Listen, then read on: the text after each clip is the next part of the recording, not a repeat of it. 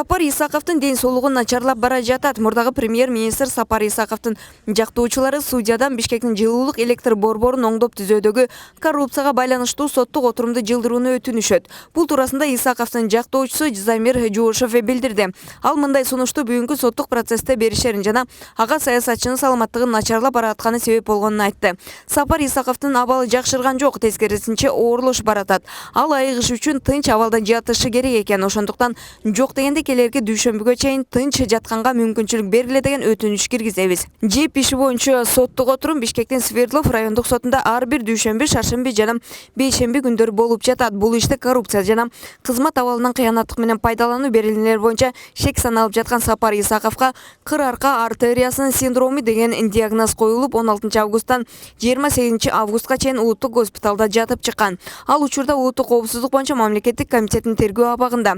Улуттук тарых музейи менен Чолпон атадагы ат майдандын оңдолушуна байланыштуу Исаков айыпталуучу катары шектелип жаткан дагы бир сот процесси 10 сентябрда өтпөй калган. Сот отурум анын ден соолугуна байланыштуу 24 сентябрга жылдырылган.